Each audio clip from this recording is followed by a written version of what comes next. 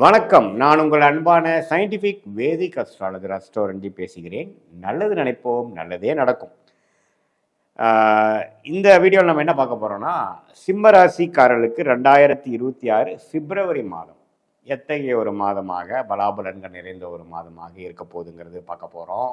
அறிவியல் சார்ந்த முறையில் எந்த விதத்திலும் மிகைப்படுத்தாமல் சயின்டிஃபிக் வேதிக் அஸ்ட்ராலஜி முறையில் பரிகாரங்கள் அது மாதிரி மூட நம்பிக்கைக்குள்ள போகாமல் உள்ளது உள்ளவாறு நம்ம பார்க்க போகிறோம்.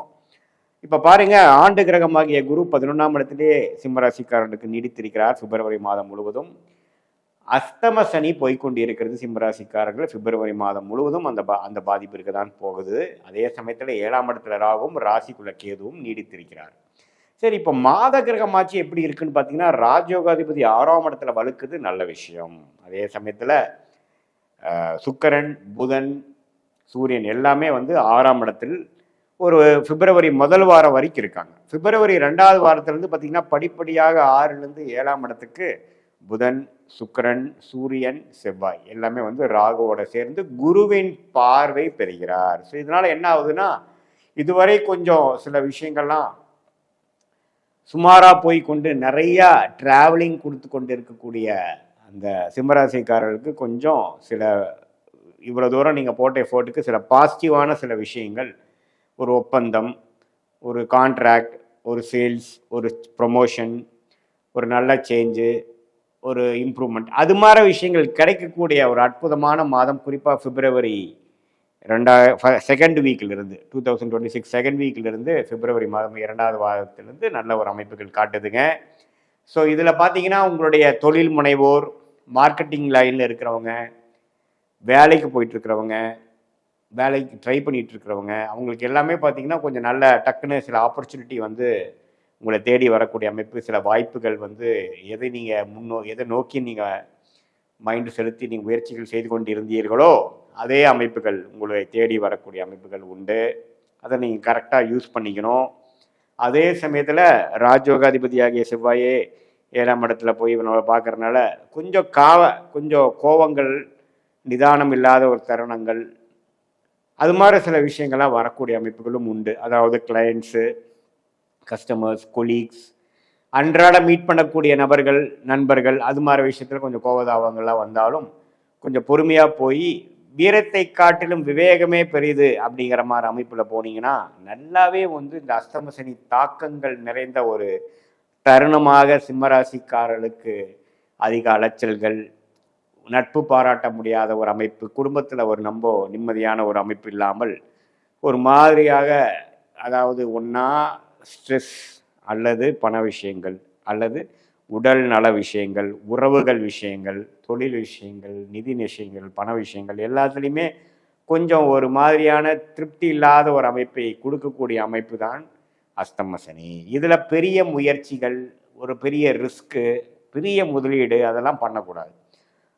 பேசிக்கலாக நம்ம பண்ண வேண்டிய விஷயத்தை கொஞ்சம் அப்படியே சிரத்தையாக டியூ டெலிஜென்ஸோடு நம்ம செய்யும் பொழுது ஓரளவுக்கு பிரச்சனை இல்லாமல் வந்துடலாம். இந்த அஸ்தம சனி நடக்கும் பொழுது பெரிய ஒரு முயற்சிகள், புதுசாக ஒரு இனோவேட்டிவாக பண்ணுறதெல்லாம் பண்ணிங்கன்னா தவறாக போவதற்கோ அல்லது அதில் வரக்கூடிய லாபங்கள் வருவதற்கு ரொம்ப டைம் ஆகுது அப்படிங்கிற மாதிரி விஷயங்கள்லாம் கொடுத்துரும்.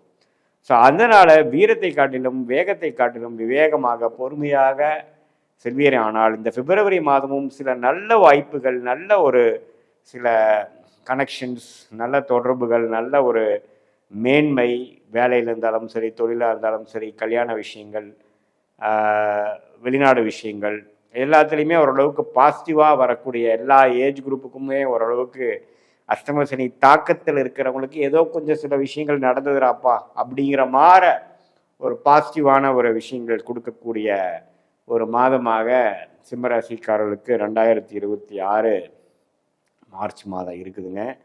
பிப்ரவரி மாதம் இருக்குது, அதை மறந்துடக்கூடாது. ஸோ அதனால் இப்போ போக்குவரத்தில் போகும்பொழுது, வண்டி வாகனம் செலுத்தும் பொழுது, இரவு நேரம் போகும்பொழுது நம்ம கேர்ஃபுல்லாக இருக்கணும். ஏதோ ஒரு நினச்சிட்டு போய் நம்ம மறந்துடக்கூடாது. சிரத்தை இல்லாமல் செயல்பட முடியாது. பேச்சு விஷயத்தில் கவனமாக இருக்கணும். புதுசாக ஒரு நபரை மீட் பண்ணும் பொழுது அவங்களுடைய ட்ராக் ரெக்கார்டெல்லாம் செக் பண்ணிட்டு தான் நீங்கள் அவங்களுக்கு வேணுங்கிற சில பண பரிவர்த்தனையாக இருக்கட்டும், பணம் அனுப்புறதா இருக்கட்டும், கொடுக்கல் வாங்கலாக இருக்கட்டும், டக்குன்னு ஏதோ ஒரு ஆர்டர் கிடைக்குதே, ஒரு வாய்ப்பாக வருதேன்ட்டு நீங்கள் வந்து செயல்படக்கூடாது. எல்லாமே வந்து பொறுமையாக போகணும். ஏன்னா ஏமாந்தோம்னா ஸ்கேமில் போய் மாட்டுறது, தேவையில்லாமல் அவசரப்பட்டு அதுக்கப்புறம் பிற்காலத்தில் வந்து கொஞ்சம் ஃபீல் பண்ணுறது அப்படிங்கிற மாதிரி அமைப்பை கொடுக்கக்கூடிய ஒரு தருணமாக சிம்மராசிக்காரர்களுக்கு இருக்குது. அதே மாதிரி மூத்த சீனியர் சிட்டிசன் சிம்மராசிக்காரர்கள் கொஞ்சம் கேர்ஃபுல்லாக இருக்கணும். பாத்ரூம் அது மாதிரி விஷயத்தில் போகும்பொழுது ஏதோ நினச்சிட்டு போகக்கூடாது. கீழே தண்ணி இருக்கா இல்லையான்னு பார்க்கணும்.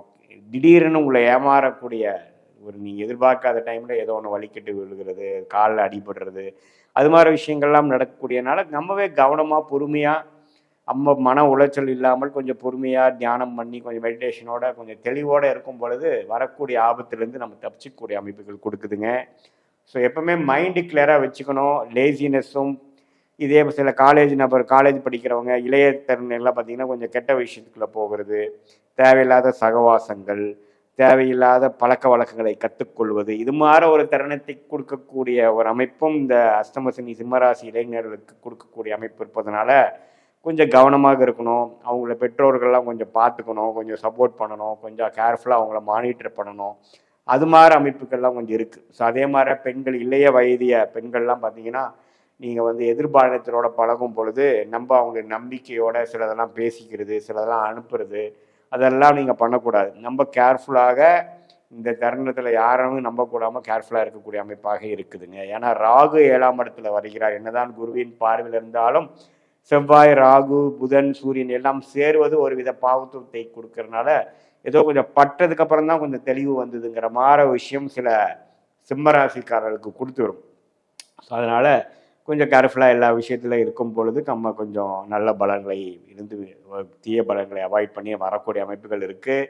இது பொதுவான ஒரு கோச்சார் அமைப்பு பலன்களை ஒழிய உங்களுடைய பிறந்த தேதி, பிறந்த நேரம், பிறந்த ஊரை பொய்த்து வரக்கூடிய அந்த ஜாதகத்தை வைத்து நம்ம பார்க்கும் பொழுது தசாபுக்திகள் என்ன போய்கொண்டிருக்கிறது, நீங்கள் என்ன லக்னத்தில் பிறந்தீங்க, சிம்ம ராசியில் பிறந்திருந்தாலும் என்ன லக்னம், சிம்ம லக்னமா, வேற என்ன லக்னம், அந்த லக்னாதிபதி எப்படி இருக்கிறார், என்ன தசாபுக்திகள் போய் கொண்டிருக்கிறது, யோகமான தசைகளா, நான் சொன்ன இந்த பலன்கள் வந்து இன்னும் கொஞ்சம் சற்று பிரச்சனைக்குரியதாக கொஞ்சம் கூடுதலாக இருக்குமா அல்லது கம்மியாக குறையுமா அப்படிங்கிறதெல்லாம் நம்ம வந்து உங்கள் தசாபுக்திகளை வைத்து பார்க்கும் பொழுது ஒன்றுமே துல்லியமான பலன்கள் அடுத்த வரக்கூடிய ஷார்ட் டேர்ம் அடுத்த 2-3 months எப்படி இருக்க போகுது, அடுத்த ஒரு 1 year 2 year மீடியம் டேர்ம் எப்படி இருக்க போகுது, லாங் டேர்ம் நம்மளுடைய வாழ்க்கை பயணம் எப்படி போக போகுது, எது மாதிரி திருப்பங்கள் நிறைந்ததாக இருக்கிறது, எந்த நேரத்தில் எது மாதிரி திருப்பங்கள் எதிர்பார்க்கலாம், எது மாதிரி டைரக்ஷனை நம்ம வாழ்க்கை போகுது, நம்மளுடைய பிராப்தமான தொழில் என்ன, நம்மளுடைய யோகமான துறை என்ன, எந்த படிப்பு நமக்கு நல்லா வரும், எந்த கிரகம் நமக்கு நல்லா இருக்குது அப்படிங்கிற மாதிரி விஷயங்களை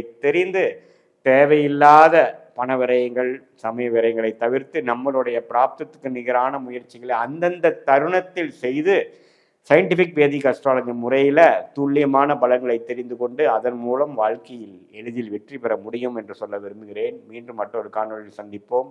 நன்றி, வணக்கம்.